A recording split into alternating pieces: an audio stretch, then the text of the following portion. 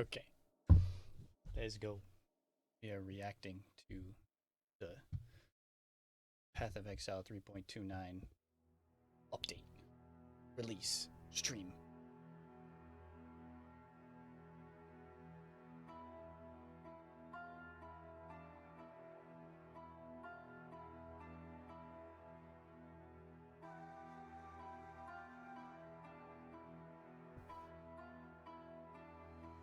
Let's go.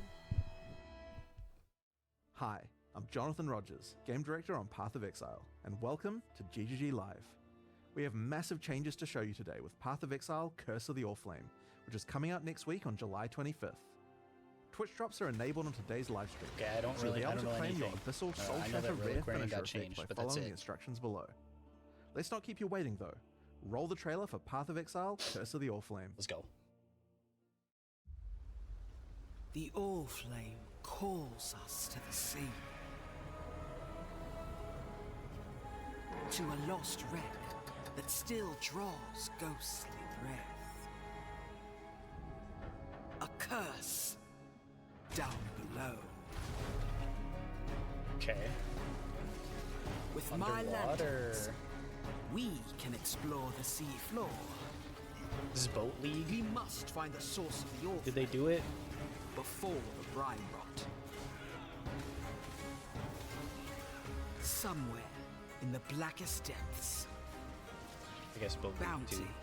and death await. Okay. Spooky. Ooh, underwater charts. New crafting, of course. Oh, like multiple options. Abyss, yeah, I kind of remember that. Boss fight. Legion. Fancy uniques. Mercenaries again. Okay. Ooh, that's cool. Atlas Anomalies, what the heck? Yeah, new uniques, fine. The Luminary? Come find your fortune Whoa. What the? in the depths of the sea.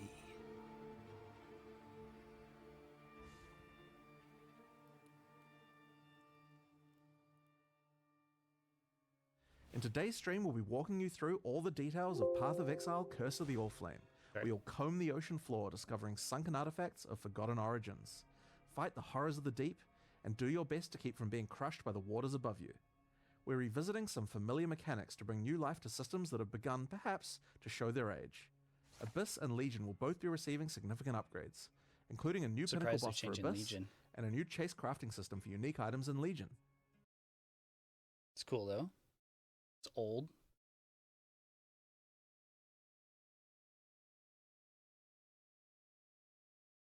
Hello?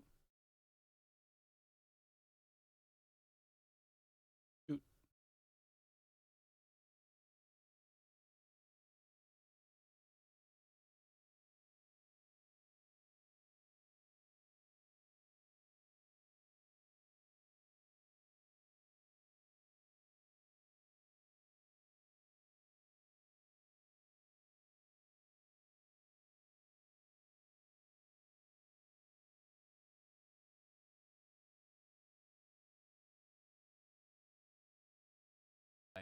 A long-forgotten mystery has I don't think we begun to missed too stir much. beneath Ray-class seas.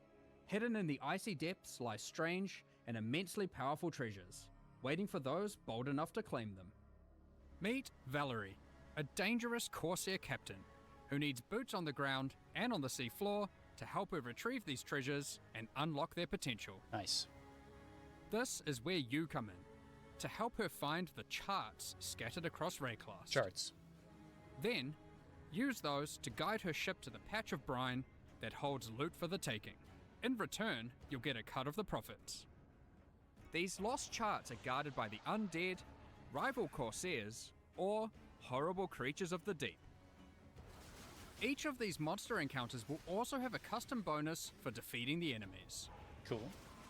For example, successfully defeating the accursed undead that guard this treasure chest will cause the grateful trapped soul inside to grant you its power, possessing you and granting you ghastly So it's power like for loot the and rest of buff. the area. Okay, sure. Once a chart is in hand, you'll board the good ship, the Sovereign, Valerie or Val's reappropriated Oriathan naval vessel. Nice. Here, Val introduces you to the heart and soul of her ship, quite literally. Vesper, another Pondium native like Val, is bound to this ship. Okay. His soul burns with the Allflame's curse, and were his comatose body to be removed from the ship, he would surely die. Gotta feed the guy. The silvery apparatus that lines the bows and eaves of the vessel allow him to steer the Sovereign anywhere in Rayclast's waters. Using the chart you've brought, Vesper can navigate to a location so you can scout it for Val, and while doing so, claim whatever treasures there might be. How, though, will you avoid a watery grave once sunk below? Vesper controls a spark of the Allflame, a powerful and mysterious magic, which has been imbued into a number of devices aboard the ship. Chief among them, the bathysphere. This entirely Sphere. safe and well-tested contraption of Yes. rivets, bolts, and metal Not dangerous. will be your ticket beneath the waves to explore and plunder. While scouting the depths, in order to not need an ample supply of air, we're instead going to place Allflame lanterns. These are conduits of the power that keeps Vesper alive Okay. and bound to the ship, Okay. and give you the temporary safety you need to do that exploring. So based on how many Without you have, them, it's how far you you will can go. drown. Yeah. The first of It's like these a is weird, strapped to the like, bathysphere and activates on landing, Delve.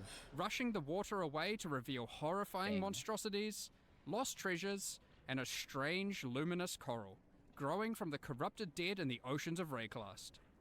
These strange growths are the real reason Val has asked you to plumb these waters, as the coral can be broken down into dead man sulfur, the fuel that keeps Vesper's light burning.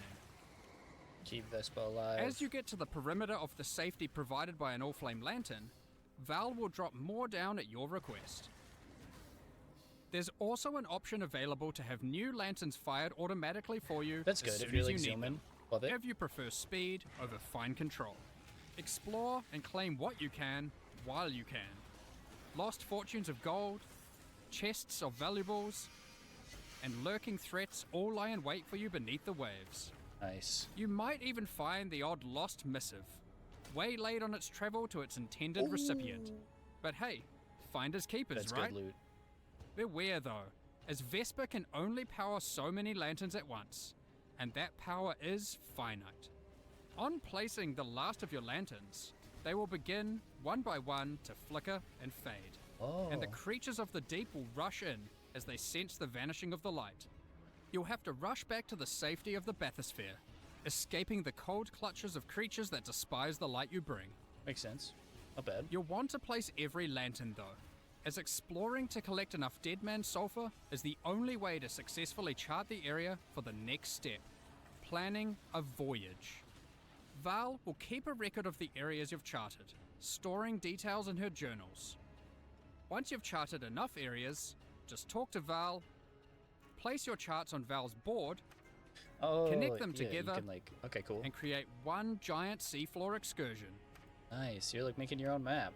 Each sort of. area you chart will reveal a special modifier that applies when it is used as part of a voyage, applied to either the charts adjacent to it or the whole voyage. Here are a few examples. This modifier causes all equipment dropped by monsters in adjacent charts to be converted to gold. Sure. This modifier will spawn friendly jellyfish alongside every pack of monsters in your voyage, which you will promptly slaughter for extra loot and experience, we're sure. Frogs, but This modifier different. causes all monsters in adjacent charts to be empowered by wildwood That's cool. wisps. With 9 positions on your board for charts when constructing a voyage, you get a lot of these shit. can stack up fast. Wow. There are also charts which can take you to specially rewarding areas of the ocean floor. Fields of anchors strewn with treasure chests full of loot, Calguran shipments lost at sea, and sunken abyssal pits teeming with monsters, to name just a few. There are even some ancient artifacts you might find and resurface. Additionally, the edges of the voyage board track the currents of corruption flowing through the waters of Rayclast. with randomized effects being rolled with each new voyage to affect the charts placed adjacent to them. Oh, cool. These add So you even can really further stack it rewards up. to your voyages, Wow. and can shake up the way you choose to place your charts. Sure. Stack all of that together, and a well-planned voyage, This is gonna with a be bit of luck, huge. can be a very profitable endeavor. But with so much loot to claim, how are you going to get it all to the surface? Val has a solution for just that problem. In each of the charts that comprise your voyage, there will be a capsule waiting for you, Capsule. sent down by Val, which can store about an inventory worth of loot. Stuff these full, send Val a signal, and she will pull it back up to the surface, Nice. safe and sound. Since voyages are built of 9 charts, that's a lot of opportunities to send back plenty of valuables. Once you're satisfied with the plunder from your well-planned voyage, find any of these capsule locations and call the bathysphere to it as your ticket out. Val will send it down to your rescue, as fast as she can. You just need to survive until it gets there. Of course. Good luck. Once you do, don't forget to empty all those capsules full of loot. Now, back to all that dead man sulfur that you've been hard at work gathering. Is that just to keep the Sovereign afloat and Vesper alight? No, it's not. Nah, Once that's you've got crafting. a bunch of it, head below decks, and you'll find the heart of the ship at work. Whilst Vesper's body remains above deck, burning away in a contraption of tarnished pipes and corpse-stained glass resides Vesper's soul, and you'll find him to be a pretty crafty fellow, if a bit melancholy. That's where this league's item crafting system comes into play. Give Vesper an item, alongside a currency that you could normally use on that item, and an ample supply of Deadman sulfur. It lets you like see That item multiple options. is then split into a multitude of ghostly forms, Wow. each of which will be the result of having applied that currency to the original item. You can then pick which of the ghostly outcomes you like best to keep for yourself. The others will go up in smoke, Cool. as Vesper can only reify a single It's outcome. almost like a This can be done with almost Like a any lock. crafting step you'd like. but Want to see a few outcomes for that influenced easier exalted orb? because it's the league mechanic. Very cool. Perhaps you've got a particularly expensive Dude. fossil combination you want to get maximum Yes. value out of. What if you put a mirror in there? You just see 4 mirrored versions? Do be wary though, as the more potent the craft, the more sulfur Vesper will require to see it Yeah, done. of course, yeah. That's sick, That's not all, actually. however, as the seafloor hides some yet undiscovered potential in the form of rare and valuable ducats. These can be consumed by Vesper to warp and twist items in ways not seen in centuries, such as Kishara's Ducat, which creates 4 ghostly copies of an item, each of which will keep 1 mod from the original, Cool. perfect for creating powerful crafting bases. Yeah. Makes anything with like a really good The roll good. Gentile's Ducat, which can solve item or gem requirement problems by changing one attribute to another. Nice. And Brian Attribute Hook's stacking. Ducat, with which you can become an emissary of the gods of Rayclast. A Who Pantheon knows aspect? what these aspects might do? Wow. These Ducats come from special types of charts, so keep an eye out for them on your travels throughout Rayclast. You may even find some that lead you to notably unwelcoming waters. Look at that dude. So that covers the new league, and for the first time in Path of Exile, we're finally going under the sea. Some might even say this is the first real boat league. But that's not all. Not even close. Kind of. A little bit. Next up, we've got an old favorite making a return. The mercenaries of Trathus are once again roaming Rayclast, looking for hapless fools to duel. Mercenaries will start appearing from Act 3 in San. Before beginning a duel, you'll be offered an overview of the mercenary you've encountered. Here, you can see the gear they have equipped and the skills they employ. As per the Trathan code, you have the right to wager for an item the mercenary is carrying. You'll stake some of your gold, and the duel commences.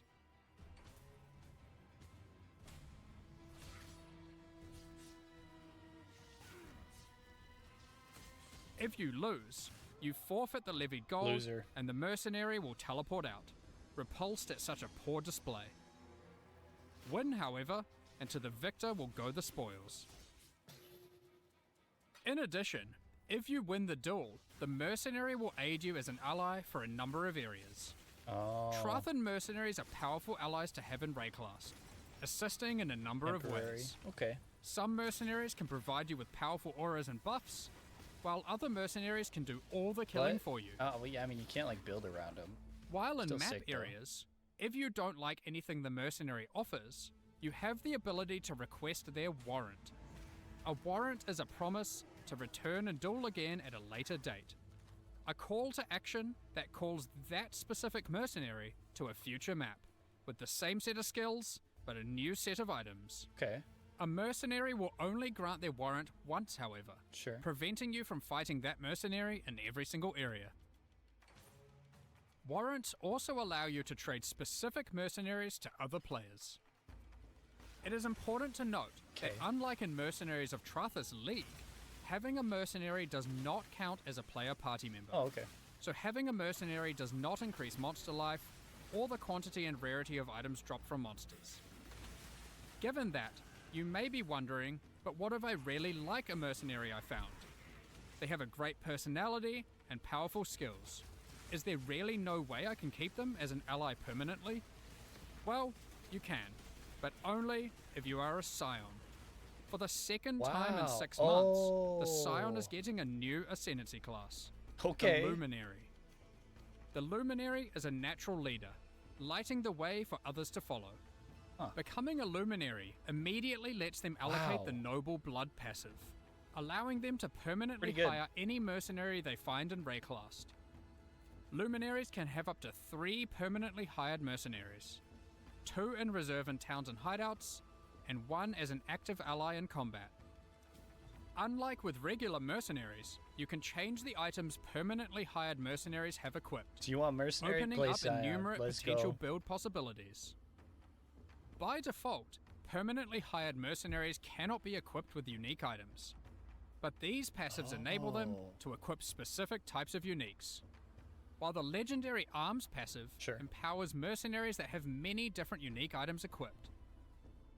Luminaries have the flexibility of becoming a support character to their mercenary, or having their mercenary support them.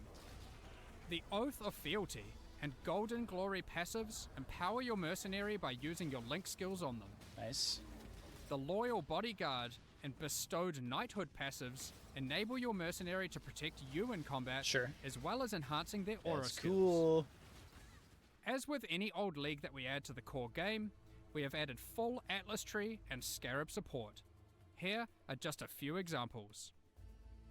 These passives allow you to much more easily target the specific types of mercenaries Nice. you want showing up in your maps. The Loot and Pillage passive gives mercenaries a chance to drop all their items when defeated, instead of just the one you selected. The Trathan Scarab of Renown makes it so the spawned Wow. mercenary is covered head to That's tail in cool. unique items. And the Made Trathan blood. Scarab of Made Infamy forces a more powerful, infamous mercenary to spawn, accompanied by 2 other mercenaries for a truly unfair duel. Unfair for them. There's even a few entirely new mercenary types, one of which is found exclusively on the seafloor in rare Curse of the Allflame encounters. What's he got? Sellswords of Trathas won't be the whole of your problems in 329, however, as the denizens of the Lightless are getting some much needed updates with the modernization and rework of Abyss. When we brought Abyss. Abyss over to Path of Exile 2 and Rise of the Abyssal, some functional changes to the mechanic were made to improve the gameplay significantly. In Curse of the Allflame, the majority of those changes will be making their way back to Path of Exile 1. The existing Abyss content had some notable problems. Aside from being very dated, it also required the player to follow a crack as it opens, often backtracking throughout already cleared it's areas. slow. Now, as you approach an abyssal pit, and the cracks leading up to it, you will find that it is already open and spilling forth Oh, good. abyssal energy into the Good. surrounding area, subjugating the souls of enemies unlucky enough to be within its influence. Slaying these enemies will send those souls spiraling down into the pit, drawing the attention and ire of the minions of Kulamak that dwell beneath. Slay enough of them, and the Abyssal Legion will spill forth from their domain to tear you apart.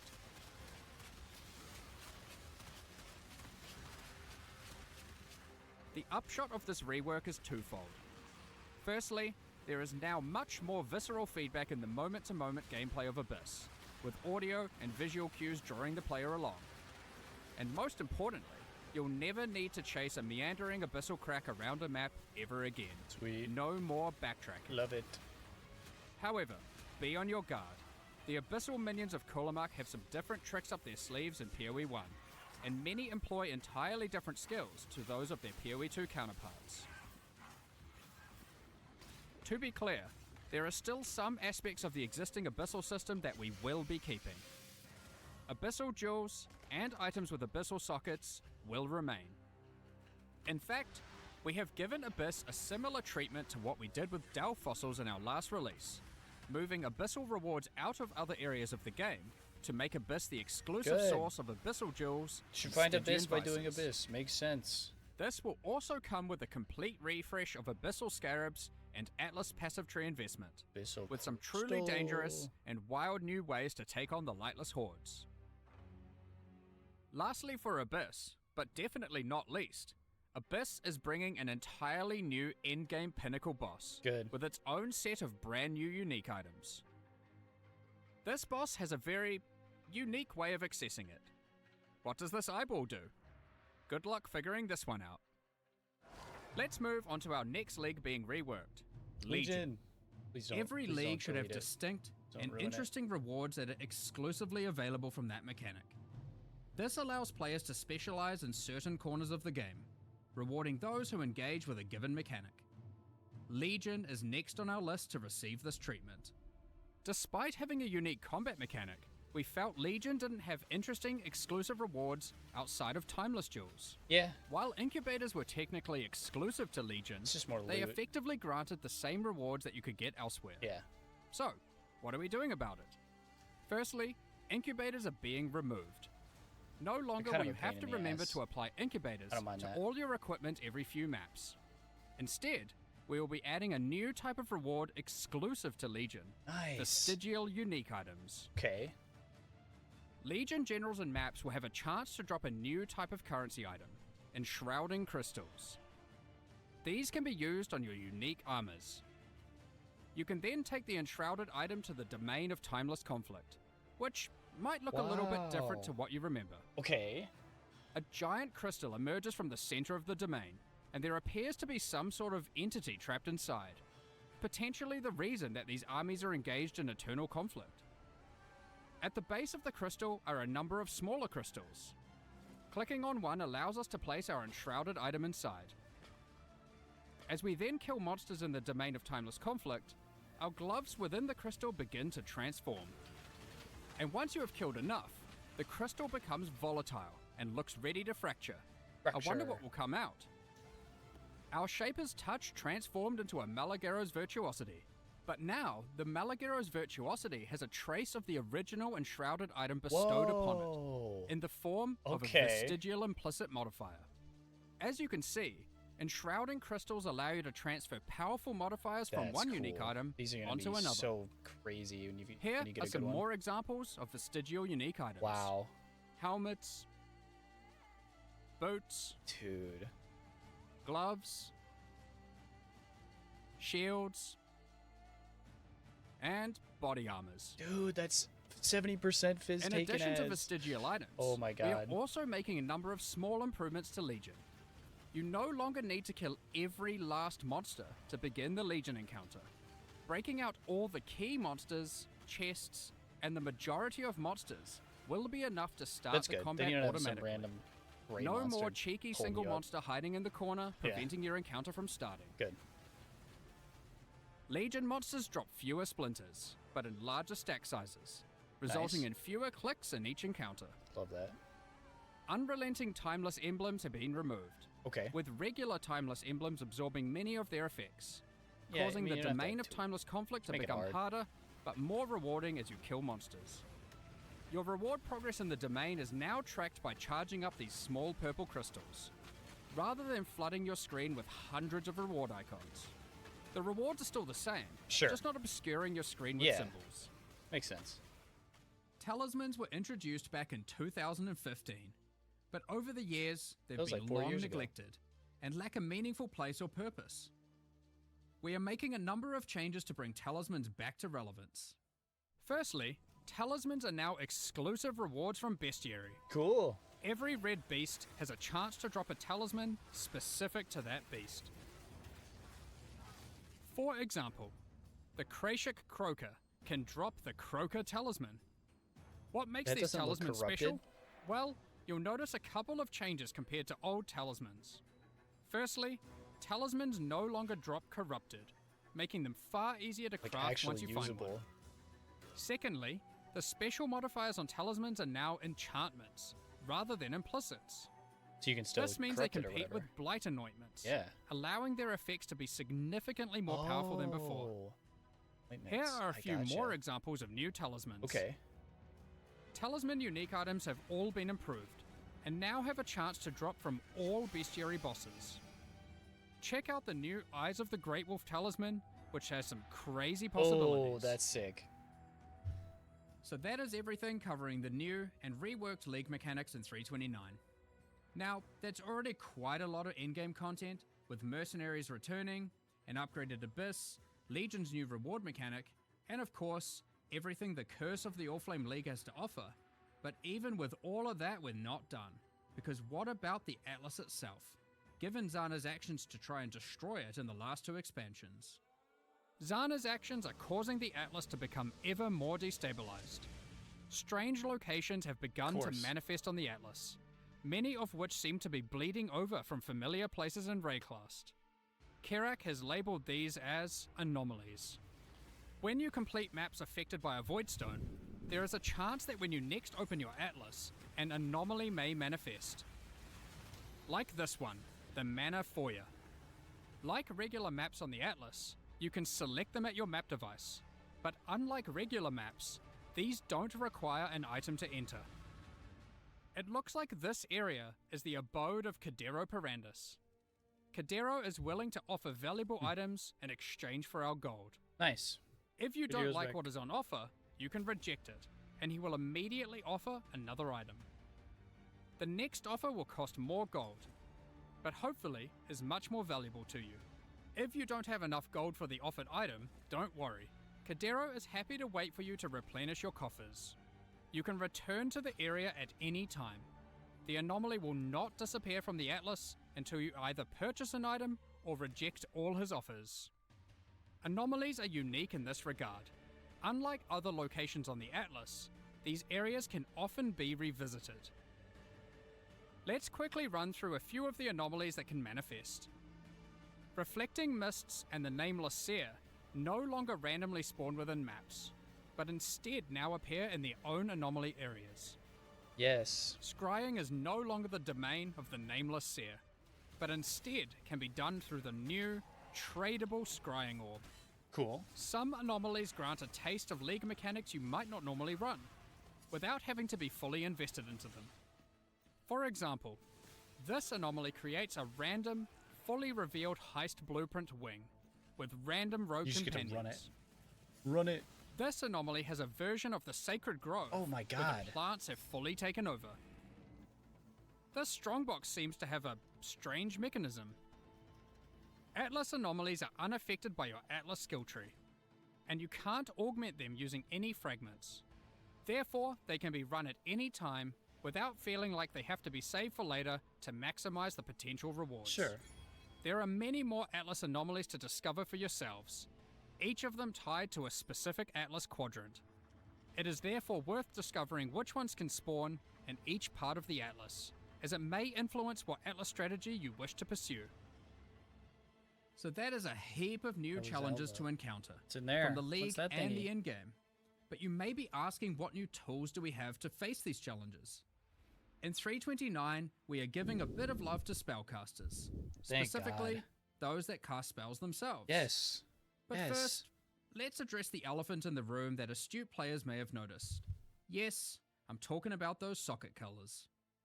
So, After the better part of 2 decades, in 329, we're making a fairly radical change.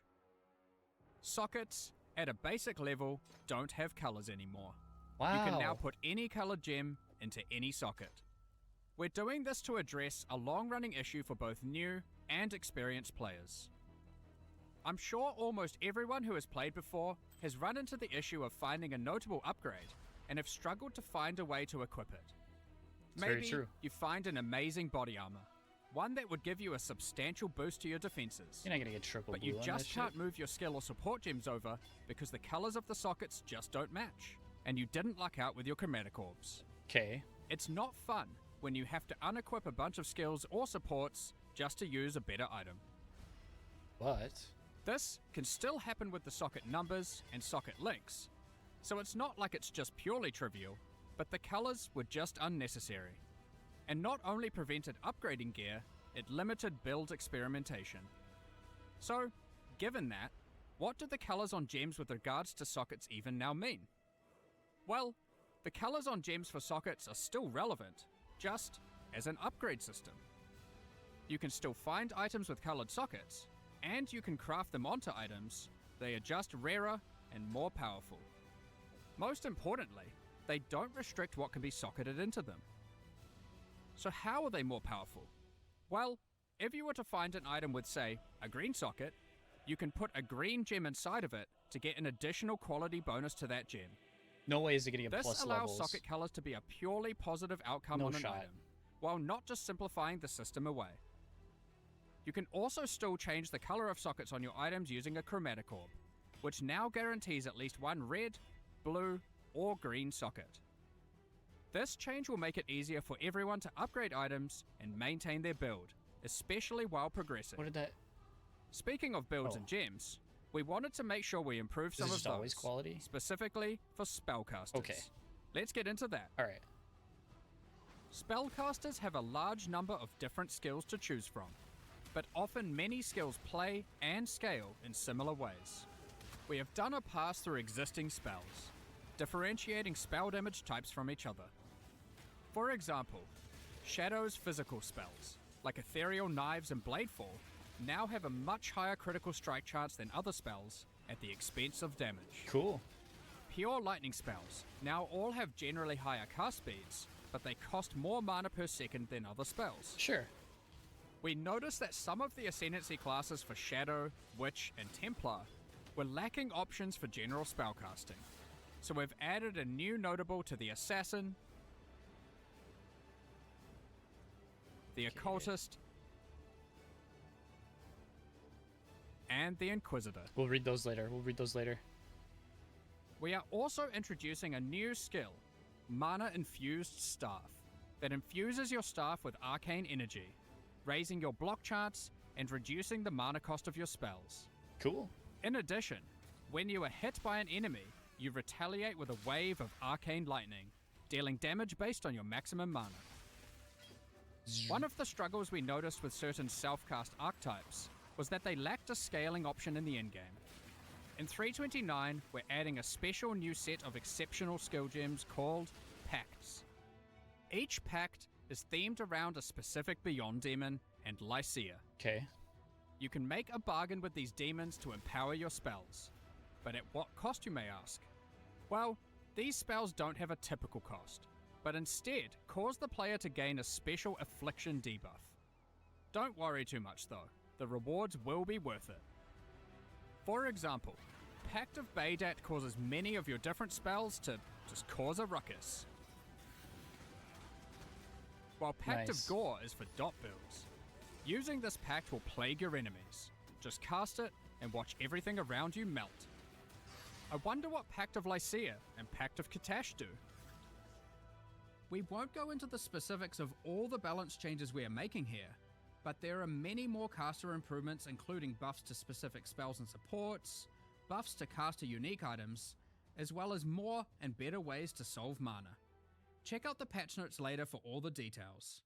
Next up, we're going to be talking about the new supporter I wanna packs see for Curse of the Reliquary and- Allflame. Today, we're launching Maybe they two won't new 'cause they series of released supporter it packs, separately. That's fine. the Plague and Remedis packs. Each tier contains the pack's full face value in points, alongside several exclusive microtransactions. As always, the microtransactions in these packs are purely cosmetic and do not affect your character's power or Ooh, look at progression that. in any way. That's cute. The Plague series of supporter packs contains 7 exclusive microtransactions. A rat? Equipping the Plague weapon skin replaces the default appearance of your staff, sword, mace, or shield with a weapon that has been submerged in corrosive toxins. The Plague Rat Pet Plague rat. is the result of a nefarious experiment. When a unique enemy is nearby, it faints as a defensive mechanism to protect its fragile body so it can continue to spread disease. The metal of the Plague Bearer armor set has corroded, and the cloth has begun to disintegrate from being exposed to such toxic elements. It includes the Plague Bearer back attachment, which spreads disease across the ground in town areas, maximizing the chance of infection. A diseased swarm infects your weapon when using the Plague Bearer weapon effect. Use it alongside the Erupting Pustule's rare finisher effect to spread vile and devastating disease to monsters you kill. Activating the Plague Wraith map device causes the plagued energy to flow from the chained being. That's pretty sick. Given the goal of spreading such illness is to end the Wow. lives of as many as possible, the map device tracks kills in kind, showing you the number of enemies killed in each map, sorted by rarity. Feel free to even pin the count of enemies slain in a map to the leaderboard at your leisure. Pair it with the Putrefying Portal to fully immerse yourself in the Plague Propagator experience. Both the map device and the portal emit such a potent putrefaction that even the birds flying overhead cannot survive, as they plummet to the ground around it. Jeez. The Remedis Pack series also contains 7 exclusive microtransactions. Okay. The Remedis weapon skin changes the appearance of your staff, wand, scepter, or shield, with relics once used by the Order of the Remedis Knights against the Plague. The Medi Roa Pet is Look at kitted out with that. all the supplies necessary for healing in Look at that remote dude. locations. Strangely, these Roas seem to have a particular fondness for goblin meat. No. The Remedis Knight armor That's set sick. is bestowed upon those tasked with traveling through Rayclast to purge the sick of their diseases. The matching back attachment cleanses the disease left behind on the ground in town You areas think you can by fight the with your Plague Bearer back microtransactions, attachment. Ollie? It's an important job of a Remedis Knight to not let disease take over. Help by doing your part. The Remedis Knight weapon effect Ooh, funnels that's the cool. divine power of purification into your weapon. Return to the Saints' End Monastery hideout to recuperate from your purifying duties. It's not bad. Once a thriving center for curing ailments, this monastery has slowly wasted away while lying unused.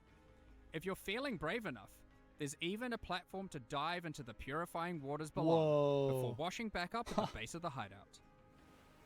Last, but not least, use the Reservoir of Benediction Affinity Stash to store all of your elixirs. Stash. This stash opens to your stash tab with the Flask Affinity set. Additionally, all microtransactions from the supporter packs are available for use in Path of Exile 2. We're looking forward to seeing which of you choose to become the Plague and spread disease across Rayclast, or those who wish to fight against it by becoming a Remedis Knight. Thank you so much for your ongoing support. We're just about to start the Q&A with Ziggy D. Afterwards, we'll post the full patch notes for Path of Exile, Curse of the Allflame, at 11 AM New Zealand time, 4 PM Pacific. With release at the end of next week, our community team will be posting crucial information you'll need for the release. Keep an eye on the news.